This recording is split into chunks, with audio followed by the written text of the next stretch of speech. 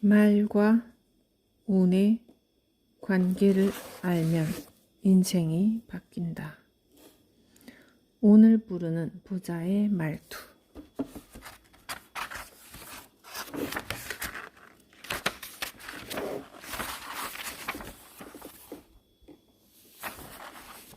말과 운의 관계를 알면 인생이 바뀐다.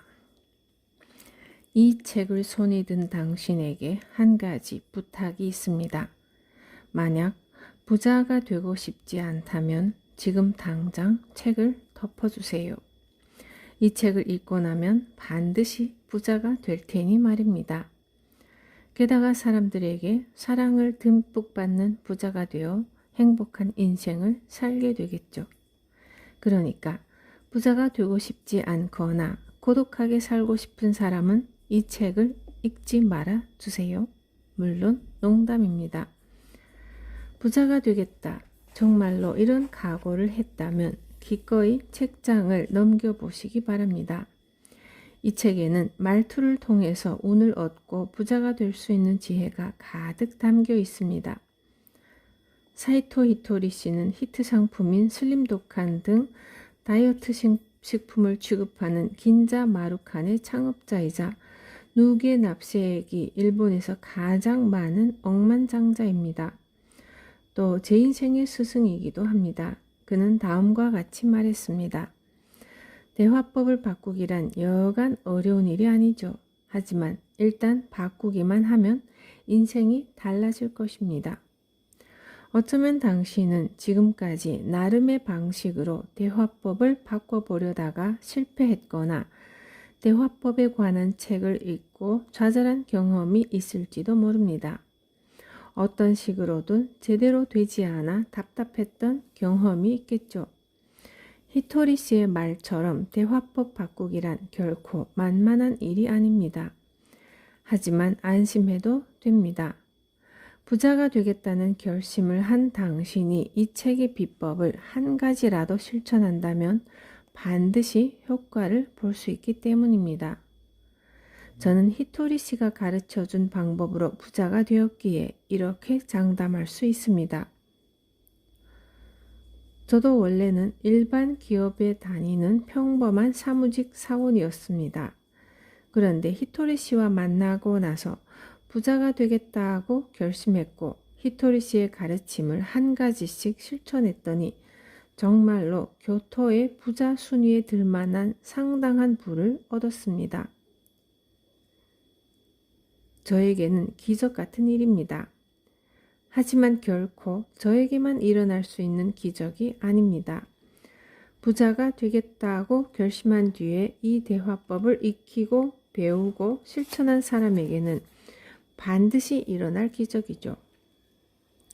사실 이 책을 읽는 것만으로도 발전입니다. 이 책에 나오는 대로 해보고 싶다는 생각만 해도 아니 무언가 하나라도 실천한다면 그것은 엄청난 발전입니다.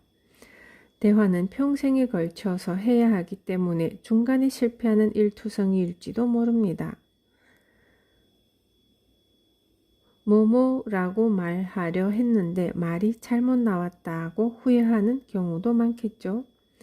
하지만 우리에게는 그저 좌절만 하고 있을 여유가 없습니다.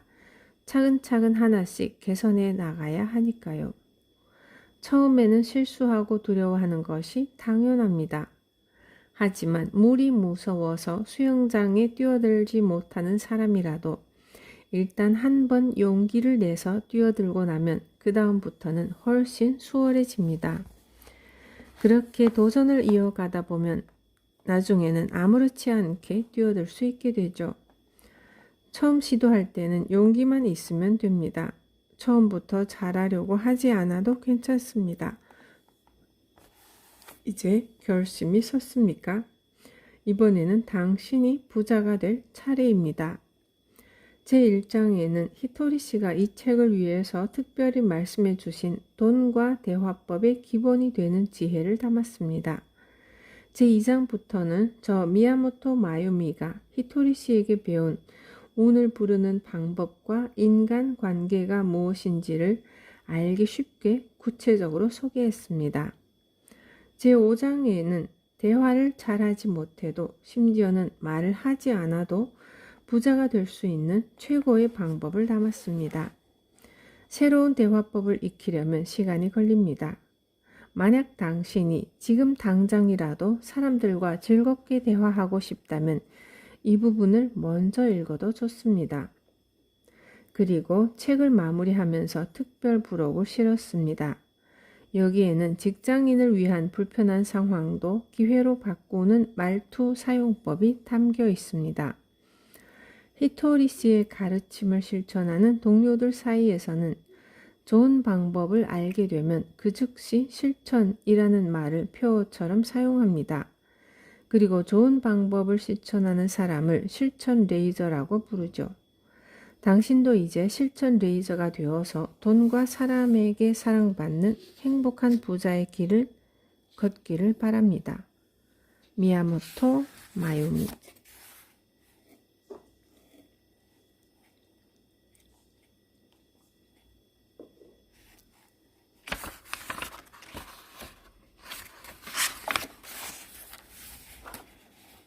제1장 돈 잘 버는 사람보다 말 잘하는 사람이 부자가 된다.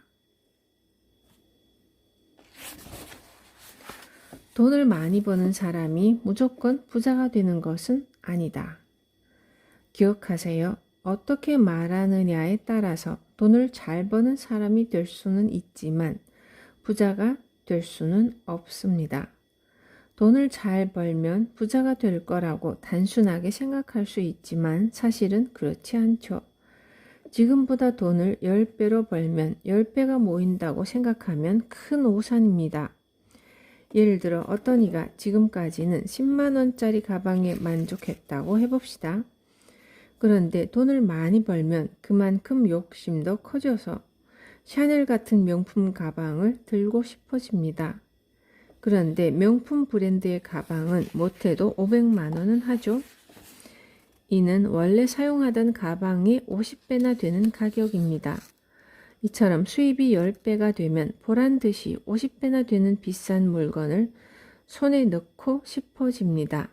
그런데 나가는 돈이 버는 돈보다 크면 절대로 돈을 모을 수 없습니다. 이런 사람은 돈을 많이 벌 수는 있어도 부자가 될 수는 없죠. 돈을 모을 생각이 없는 사람 곁으로는 돈은 모이지 않습니다. 이처럼 돈을 잘 버는 것과 돈을 잘 모으는 것은 별개의 문제이기 때문에 다른 차원에서 논의되어야 합니다. 대화법을 잘 활용해서 사람들에게 호감을 주고 일을 따내고 돈을 잘 벌 수는 있어도 그런 사람이 반드시 부자가 되는 것은 아닙니다. 그래서인지 1년에 몇십억이나 되는 큰 돈을 벌고 있는데도 정작 보유 자산은 얼마 안 되는 사람이 의외로 많습니다. 돈을 잘 벌게 해주는 대화법은 있어도 부자가 되게 해주는 대화법은 없다는 사실을 기억하시기 바랍니다. 10만 원이라도 모을 수 있다면 당신도 곧 부자. 우선 부자의 의미부터 다시 생각해 봅시다. 부자인지 아닌지 여부를 가릴 때 사람들은 보통 얼마를 가졌는지를 중요한 기준으로 삼습니다. 보유 자산으로 부자인 사람과 그렇지 않은 사람을 나눌 수 있다는 생각이죠. 하지만 이는 잘못된 생각입니다. 단순하게 말하자면 부자는 돈을 가진 사람이기 때문입니다. 예를 들어 당신이 무일푼이라고 해봅시다. 그렇다면 당신은 돈을 못 가진 사람이겠죠. 그런데 어느 날 10만 원을 저금하면 10만 원이라는 돈을 가진 사람, 즉 부자가 됩니다. 이제 가진 자의 대열에 합류했다고 할 수 있습니다.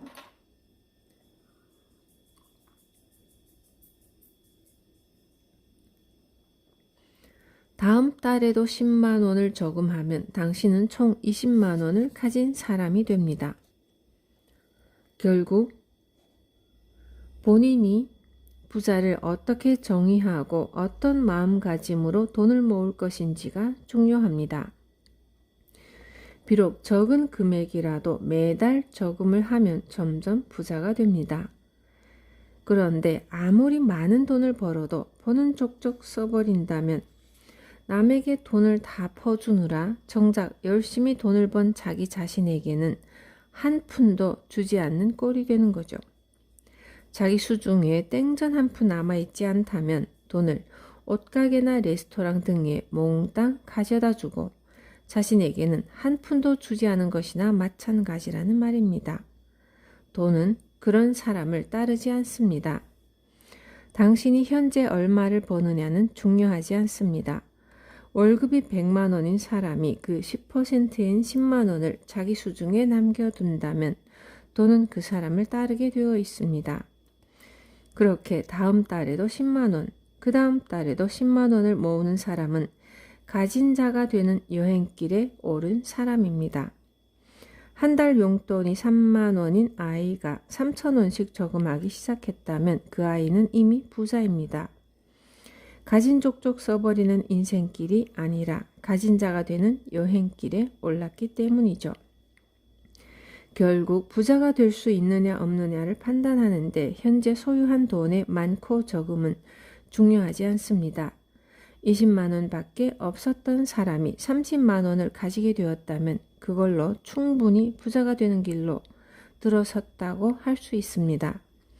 수중의 돈을 모두 써버리는 사람과 조금이라도 모으는 사람은 앞으로 매우 다른 인생을 살게 될 것입니다. 상행선을 탄 사람과 하행선을 탄 사람이 서로 가는 길도 다르고 도착하는 장소도 다른 것처럼 말이죠. 이 사실을 모른다면 설령 당신이 10억 원의 유산을 물려받았다 할지라도 물이 고인 저수지를 가진 것과 마찬가지입니다. 고인 물은 점점 말라가다가 눈 깜짝할 사이에 자취를 감추고 맙니다. 물이 땅으로 흡수되거나 햇볕을 받아서 말라버리는 것이죠. 적은 금액이라도 돈을 모으려면 일을 해야 하고 일한다는 것은 강의 흐름을 만든다는 뜻입니다. 그리고 흐름을 조절하기 위해 댐을 지으면 좋겠죠. 일을 싫어하는 사람은 얼마 안 되는 돈만 들어와도 금방 일을 그만두고 싶어 합니다. 하지만 강의 흐름이 없는 곳에 댐을 만들어 봤자 아무 소용이 없습니다. 금세 말라버리기 때문입니다. 나는 지난달보다 부자가 되었어. 지지난달보다 부자가 되었지 라고 말하는 사람은 누가 뭐라고 하듯 부자입니다. 목표를 향해 나아가고 있고 10만 원이든 20만 원이든 모을 수 있다면 이미 부자가 되는 것과 다름없으니까요. 작은 성공을 쌓으면서 점차 성공한 사람이 되는 것이지 한순간에 성공할 수는 없습니다. 돈에 관해서는 더욱 그렇습니다. 이 사실을 안다면 대화도 항상 즐겁게 해야 합니다.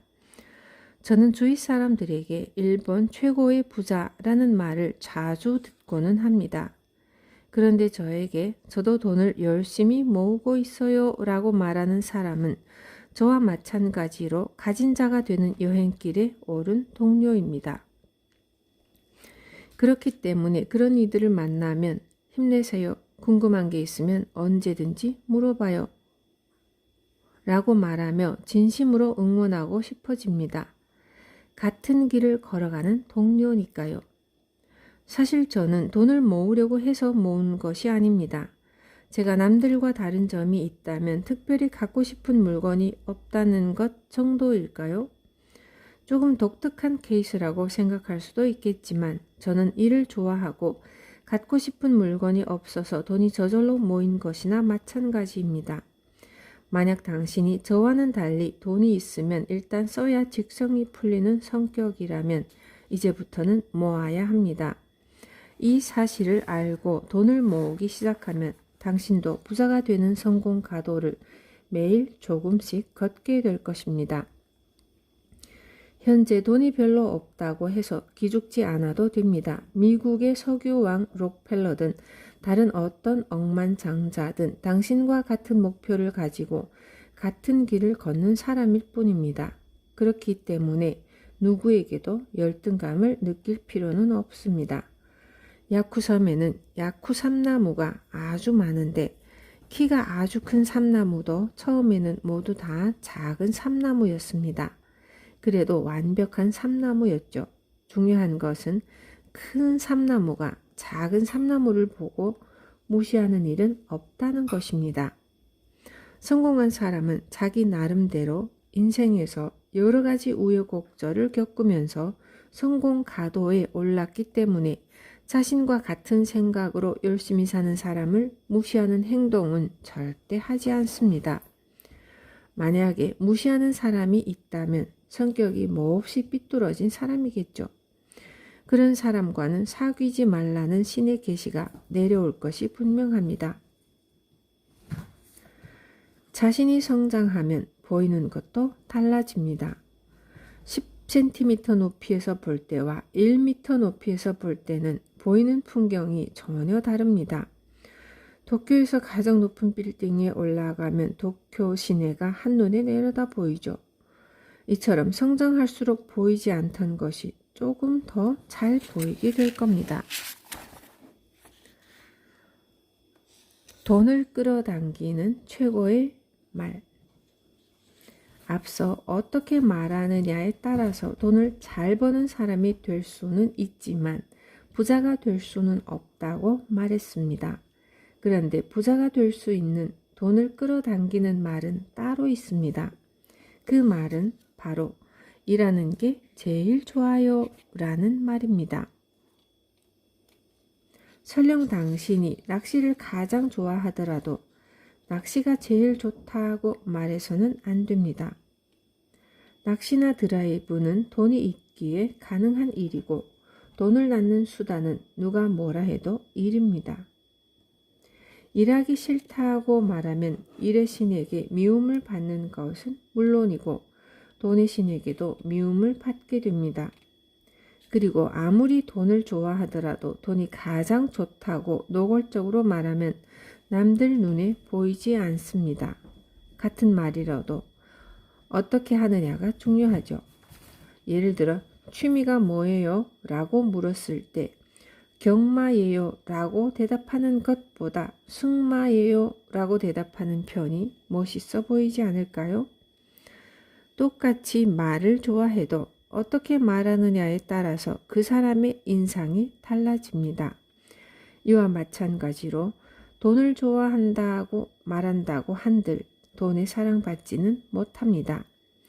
일을 좋아한다고 말하면 처음에는 네? 일을 좋아하신다고요? 하면서 놀라는 사람도 있겠지만 계속해서 네, 저는 제 일을 정말 사랑해요 라고 밀고 나가면 됩니다. 왜 이렇게 해야 할까요? 부자가 되기 위해서입니다. 남들과 같은 말을 하면서 다른 결과를 낼 수는 없습니다.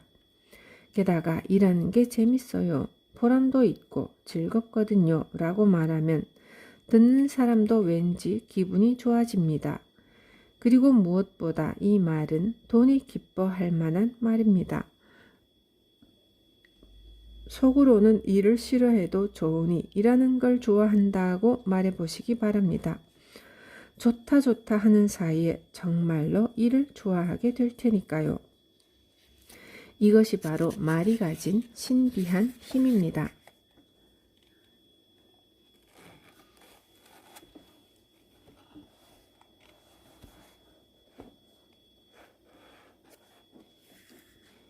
역할극을 한다고 생각하라. 말할 때 가장 중요한 것을 한 가지만 고르라고 하면 상대방이 기분 상하지 않게 말하기입니다. 그렇다면 당신이 어떻게 말할 때 상대방의 기분이 상할까요? 아마 말에 가시 또는 도끼가 있거나 혹은 당신의 말투 때문에 상처를 받을 수도 있을 것입니다. 그런데 남에게 상처 주는 말버릇을 고치기로 마음 먹었다고 해서 평상시에 사용하던 표현이나 말투를 갑자기 바꾸기는 쉽지 않습니다. 이럴 때는 차라리 역할극을 한다고 생각하면 도움이 됩니다. 이렇게 생각해 보면 어떨까요? 지금까지 당신 인생이 잘 풀리지 않았던 이유는 인생이 잘 안 풀리는 말투로 이야기하는 역할을 해왔기 때문이라고 말입니다. 이미 그런 부정적인 이미지가 다른 사람뿐 아니라 당신 자신 안에도 만들어져 있습니다. 그렇다면 이제 자신을 배우라고 생각해 보면 어떨까요? 인생이 잘 풀리는 편의점 아르바이트생 역할을 한다고 해봅시다. 우리나라에서 가장 인상이 좋고 명랑하게 말하는 아르바이트생이라는 설정을 해보는 겁니다.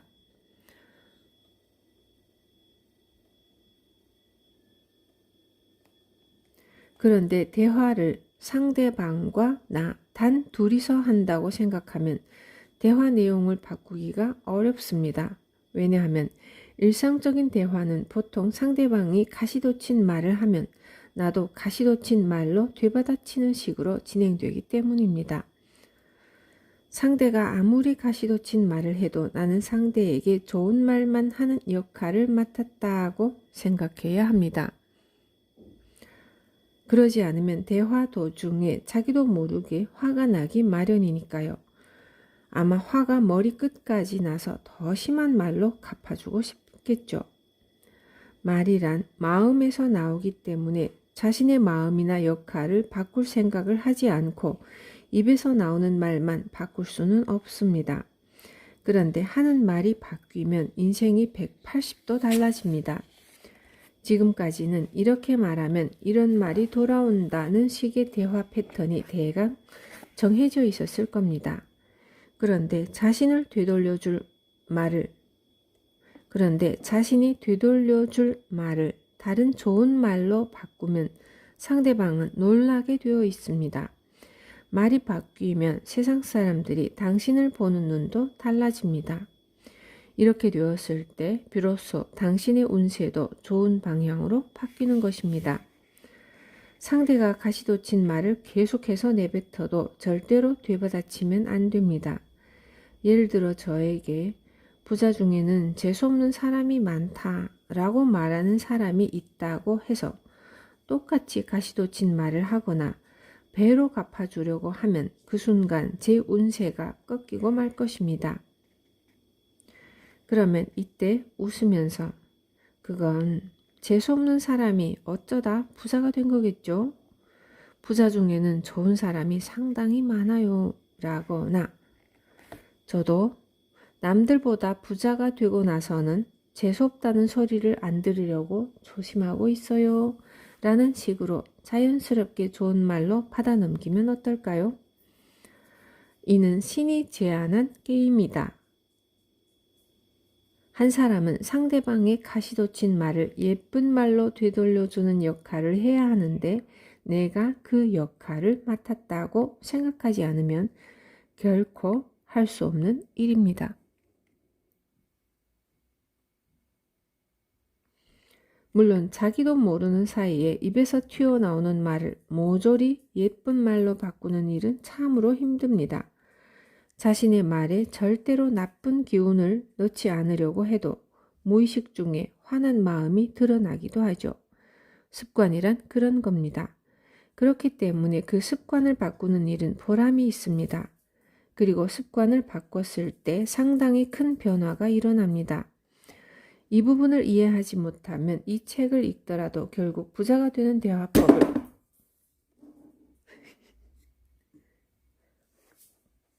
실천할 수가 없을 겁니다. 처음에는 못해도 상관없습니다. 하지만 거기서 좌절할 것이 아니라 다음에는 조심하자고 신경을 쓰다 보면 하루에 100번 독이 든 말을 하던 것이 99번이 되고 98번이 되는 식으로 하나씩이라도 줄게 됩니다. 그리고 50번 정도로 줄었을 때 당신에 대한 사람들의 평가도 달라지겠죠. 남들에게 상처 주는 말을 자주 내뱉으면서 내가 원래는 착한 사람인데 라는 말을 하는 사람이 있습니다. 그런데 원래 착한 사람은 남에게 상처 주는 말을 하지 않죠. 그런 모순적인 사람과는 사귀지 말아야 합니다. 가까이만 있어도 운세가 나빠지기 때문에 가능한 피하는 편이 좋습니다. 그리고 어쩔 수 없이 그 사람과 대화해야 한다고 해도 당신은 절대로 나쁜 말을 하지 않아야 합니다. 이것이 가장 중요합니다. 물론 습관이란 무서워서 이렇게 결심하고도 자기도 모르게 나쁜 말이 나올 때도 있겠죠. 하지만 그럴 때마다 앞으로는 절대로 나쁜 말을 하지 않겠다고 다짐하면 조금씩이라도 변하게 되어 있습니다.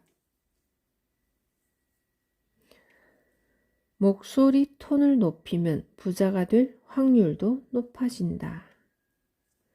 말에 우리를 변화시키는 힘이 내재되어 있는 것처럼 소리에도 힘이 존재합니다. 그래서 목소리 톤이 중요합니다.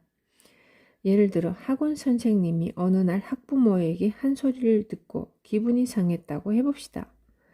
이때 어둡고 낮은 톤으로 선생님 오늘 기분 안 좋아 라고 말하면 학생들도 선생님이 기분이 안 좋다는 사실을 알 수 있습니다.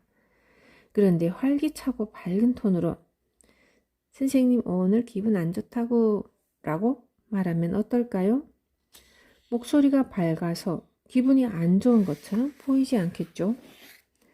그래서 말의 내용이 아니라 말을 할 때의 목소리 톤, 즉 목소리의 힘이 그만큼 중요합니다. 아무리 긍정적인 말을 해도 어두운 얼굴로 낮게 중얼거리면 그저 무언가에 홀린 것처럼 보이지 않을까요?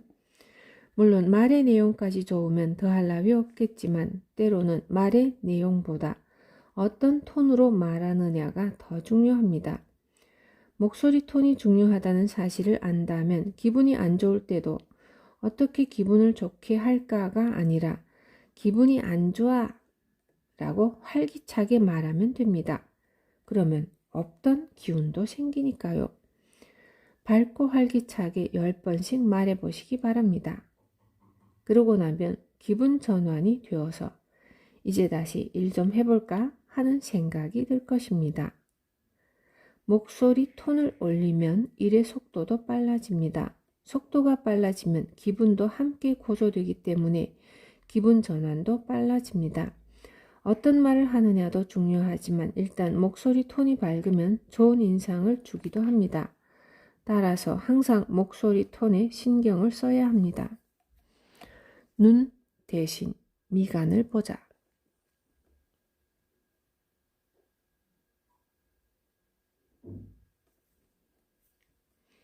자신보다 나이가 많거나 사회적 지위가 높은 상대와 눈을 잘 맞추지 못하는 사람이 있습니다.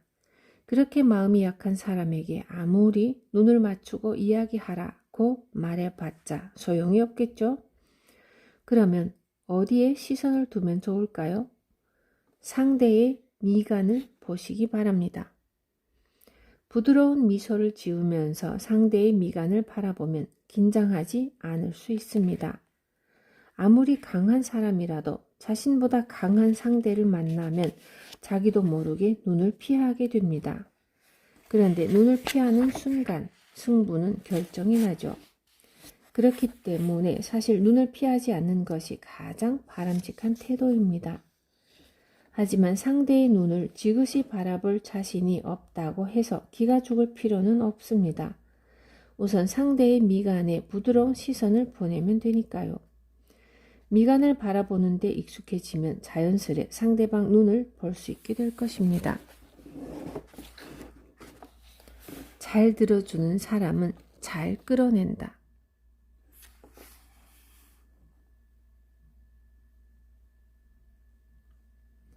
흔히들 상대방 이야기를 잘 들어주면 대화를 잘할 수 있다고 말합니다.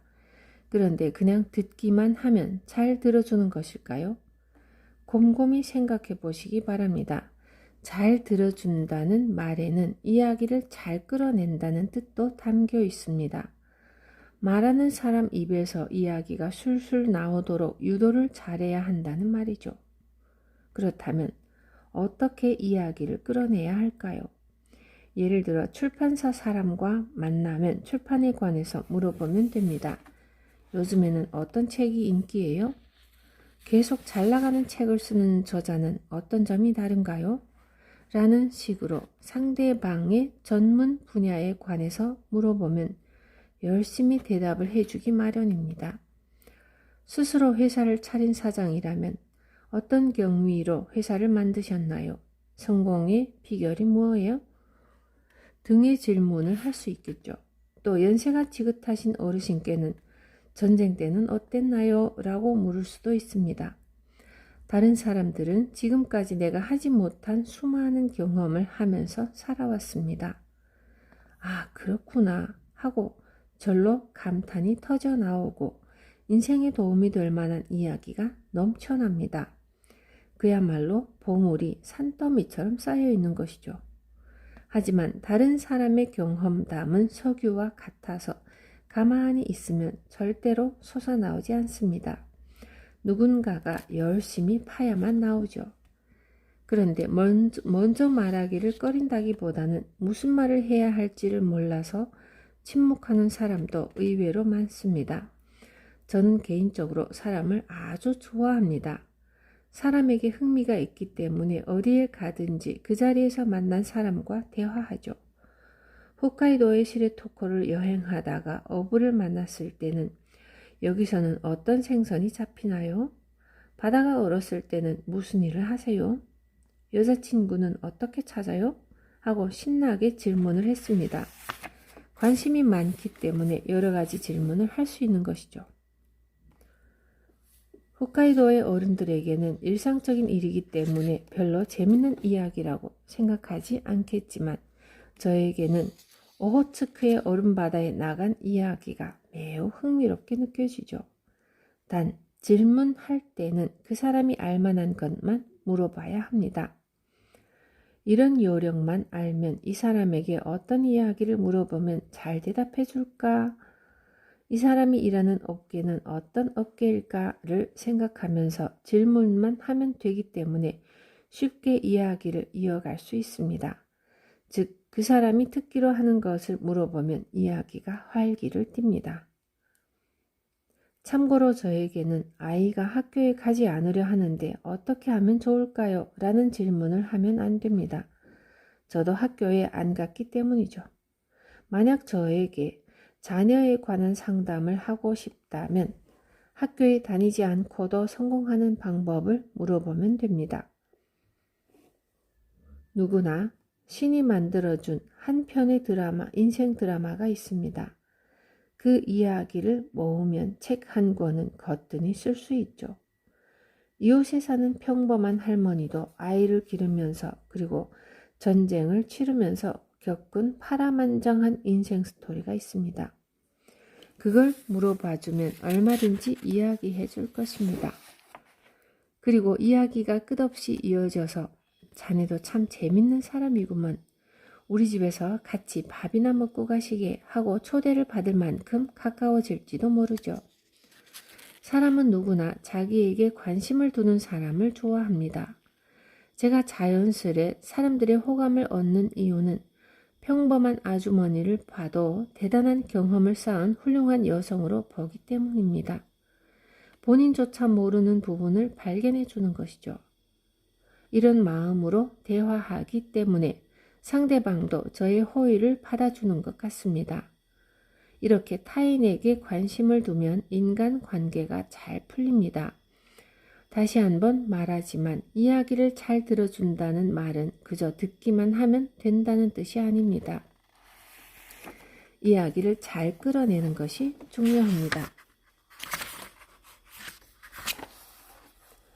경쟁 상대는 자기 자신뿐이다.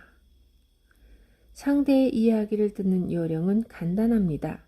자신이 이야기하는 입장이 되었을 때 상대가 어떤 태도로 들어주면 말하기 쉬운가를 생각하면 쉽게 알 수 있습니다. 듣는 사람이 미소를 짓고 있어야 마음이 편한 것은 말할 것도 없습니다. 그리고 적절한 타이밍에 아 그래요? 하면서 맞장구를 쳐주면 더욱 좋겠죠. 남에게 상처를 주거나 불쾌한 기분이 들게 하면 당연히 마이너스입니다. 이런 행동을 하지 않았을 때 겨우 플러스 마이너스 제로이죠. 어떤 일이든 능숙해지기까지는 몇 가지 단계를 거쳐야 하고 뛰는 놈 위에 나는 놈이 있기 마련이라 가장 높은 곳에 오르기는 절대 쉽지 않습니다. 하지만 어렵게만 생각하지 마시기 바랍니다. 우선은 현재 내가 어디에 있는가만 알면 됩니다. 현재 자신이 사람들과 대화할 때 미소조차 짓지 못한다면 남들이 이야기하는 동안 살며시 미소 띤 얼굴로 듣는 연습을 하면 되고, 맞장구를 치지 못한다면 맞장구 치는 연습을 하면 되겠죠. 지금 서 있는 위치에서 한 계단씩 올라가면 됩니다. 앞으로 올라갈 계단이 끝없이 길게 이어져 있습니다. 한 계단을 올라갔다고 해서 자신은 이제 프로라고 자만해서는 안 됩니다. 이는 서툰 사람 눈에 비친 프로이기 때문입니다. 진짜 프로의 눈으로 보면 아직 올라갈 곳이 많이 남아 있습니다. 이와 마찬가지로 지옥에는 밑바닥이 없다는 말처럼 아래에는 더 아래가 있어서 자칫 잘못하면 밑바닥까지 끝없이 추락할 수도 있습니다. 처음에는 지금 자신이 어느 단계에 있는지를 스스로 파악하고 거기서 한 계단만 올라가면 됩니다. 한 계단 올라가기에 성공하면 또 한 계단, 또 한 계단씩 올라가시기 바랍니다. 이것이 인생의 즐거움입니다. 그런데 한 계단 올라가는 일을 괴롭게 생각하는 사람이 있습니다. 만약 이 일이 괴롭게 느껴진다면 자신이 진정으로 부자가 되고 싶은지를 다시 한번 생각해 보시기 바랍니다. 10만 원을 모으면 10만 원을 가진 부자가 됩니다. 당신은 이미 부자를 향해 나아가고 있습니다. 목표를 향해 나아가는 일은 결코 괴롭고 힘든 일이 아닙니다. 저는 아오모리에 가는 것을 무척 좋아하는데 그래서인지 북쪽으로 갈 채비만 해도 신이 납니다. 중간에 라면을 먹든 경치를 보든 그저 북쪽을 향해 가고 있다는 사실만으로도 즐거운 것이죠. 만약 어떤 일을 하는 과정이 싫다면 사실은 그 일이 하기 싫은 겁니다. 그렇게 괴롭다면 차라리 그만두는 편이 낫습니다. 자신의 목표를 향해 가는 일이 괴로울 리가 없으니까요.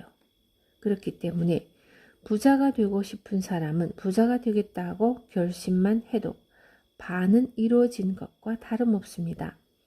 나머지는 적은 금액이라도 모으기 시작하면 됩니다. 결국 경쟁 상대는 자기 자신뿐입니다. 고교 야구 선수 중에서 고시엔을 목표로 하는 선수라면 아무리 야구 배트 휘두르는 연습을 많이 해도 분명 즐거울 것입니다. 축구 선수가 되고자 하는 사람은 공 치는 연습을 아무리 많이 해도 즐거울 것이고 심지어는 공을 안고 자고 싶을 정도로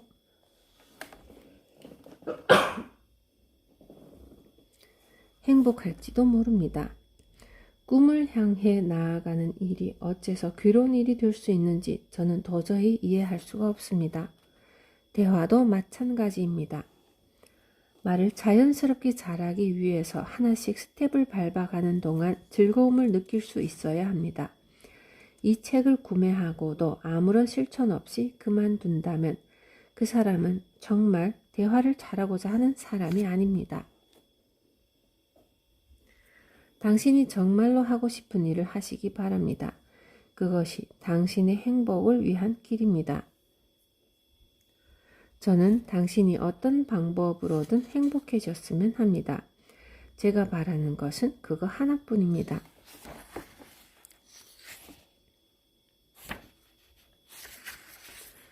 목표가 분명하면 더 빨리 이룰 수 있다. 당신이 이 책을 읽는 이유는 아마 인생의 승자가 되고 싶기 때문이겠죠? 사람들에게 사랑받고 돈도 많이 벌고 주변 사람들의 상담도 해주며 존경받는 사람은 행복할 테고 당신 역시 그런 인생을 살고 싶을 것입니다. 그런데 만약 당신이 프랑스 요리 셰프가 되고 싶다면 프랑스 레스토랑에서 후라이팬을 열심히 휘둘러야 합니다. 그러면 10년쯤 지났을 때 틀림없이 프랑스 요리 셰프가 되어 있겠죠. 이는 셰프가 되겠다는 목표를 세우고 열심히 후라이팬을 움직여야만 얻을 수 있는 결과입니다. 부자가 되려는 사람은 10만 원씩이라도 모으기 시작하면 반드시 부자가 될 수 있습니다. 목표를 이루기 위해서 제대로 행동하지 않기 때문에 이루지 못하는 것일 뿐입니다. 목표를 이루기 위해서 해야 할 일을 하면 반드시 목표를 이룰 수 있습니다. 혹자는 프랑스 요리 실력은 인류가 되었지만 돈이 없다고 말할지도 모릅니다. 그것은 그 사람이 부자가 되려고 하지 않았기 때문입니다. 그렇다면 한 번에 두 가지를 하면 됩니다. 프랑스 요리 셰프도 되고 10만 원씩 모으기도 하면 되겠죠? 셰프가 10만 원씩 모으지 말라는 법은 없으니 말입니다.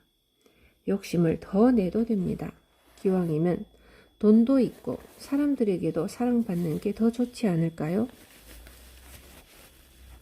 사람들에게 사랑받고 남들과 즐거운 대화를 나눌 수 있고 인기가 많고 멋지고 젊어 보이면 더욱 좋겠죠. 욕심을 내자면 끝이 없습니다. 사람들은 흔히 부자가 되면 다른 사람이 자신의 기분을 맞춰줄 거라고 기대합니다. 그런데 남이 내 기분을 맞춰줄 때만 즐거움을 느낀다면 큰 문제입니다. 남이 내 기분을 맞춰주지 않으면 침울하고 재미없는 인생을 살게 될 테니까요. 저는 제 기분을 스스로 조절하기 때문에 매일 주체할 수 없을 정도로 즐겁습니다. 반대로 말하자면 즐거운 인생을 살고 싶기 때문에 이렇게 하는 것이죠. 저는 부자인데다가 사람들의 사랑을 받으며 행복하게 살고 있습니다. 당신도 자신의 목표를 향해 차근차근 전진해 보면 어떨까요?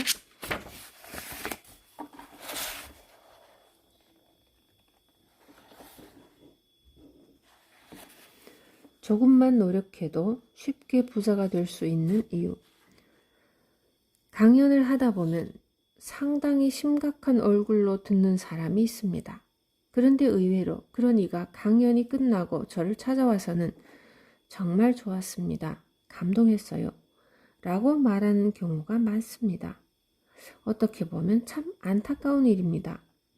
감동한 얼굴이 잔뜩 화난 얼굴처럼 보였으니까요. 사람들에게 호감을 주고 싶다면서 남들이 봤을 때 무서운 표정을 하고 있으면 과연 호감을 줄 수 있을까요? 이런 이들을 보면 마음이 아픕니다. 어떻게 하면 재밌게 말할 수 있을지 모르겠다고 말하는 사람도 사실은 재미있게 말하는 방법을 알고 있습니다.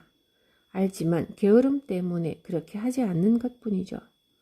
성공이나 행복은 본디 인간이 당연히 그렇게 되어야 할 모습이자 인간의 권리입니다. 그런데 우리는 당연히 해야 할 일을 하지 않기 때문에 행복해지지 못하고 성공하지 못하는 것입니다. 상대방이 이야기하기 편하도록 웃는 얼굴로 듣고 맞장구를 치는 것은 말하는 사람에 대한 예의이고 어떻게 보면 기본 상식입니다.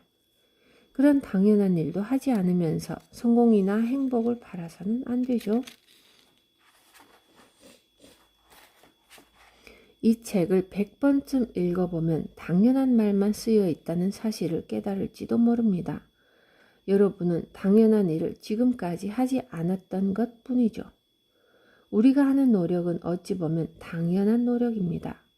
당연한 일을 하지 못하는 사람이 많기 때문에 하는 사람의 가치가 올라갑니다. 이 책을 산 사람 중 대부분은 아마 책을 읽기만 하고 실천하지는 않을 겁니다. 그렇기 때문에 실천하는 사람의 가치가 그만큼 올라갑니다.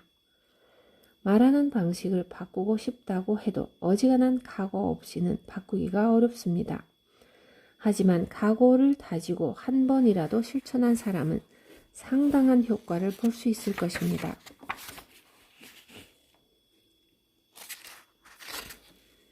마음을 담아야 진정한 대화이다. 말을 잘하는 사람을 흔히들 청산유수 같다고 합니다. 그런데 사람들은 막힘없이 술술 쏟아져 나오는 말에 감동하는 것이 아닙니다. 감동을 불러일으키는 것은 그 사람의 마음입니다. 예를 들어 텔레비전 방송에 출연해서 뭐든 좋으니 아무 이야기나 해보라고 하면 평범한 사람들은 당황해서 말문이 막히고 말 것입니다. 그런데 난치병을 앓고 있는 아이의 부모가 방송에 나온다면 저의 아이를 살려주세요.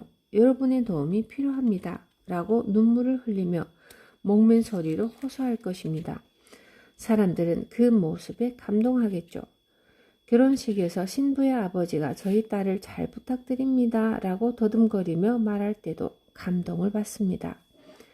이처럼 말을 할 때 중요한 것은 유창함이 아닙니다. 말은 마음에서 우러나오는 것이기 때문에 자기 마음을 잘 전달하면 듣는 이도 감동하게 되어 있습니다. 잘하고 못하고는 크게 상관이 없습니다. 결국은 마음의 문제입니다. 이 책을 읽고 대화법을 익혀서 유창하게 말을 한다고 한들 사람들에게 미움을 살 만한 말을 하면 아무 소용이 없습니다. 말을 잘하는 것과 사람들에게 호감을 얻는 것은 별개의 문제입니다. 애완동물은 주는 것 없이 귀엽고 사랑스럽죠? 이는 애완동물의 말에는 가시가 없기 때문입니다. 개나 고양이와는 인간의 언어로 대화할 수 없지만 그런 건 아무래도 상관없습니다. 말이 통하지 않아도 그만큼 친해질 수 있으니 말입니다. 말이 통하는 우리 인간은 멋진 말만 골라서 해야 하지 않을까요?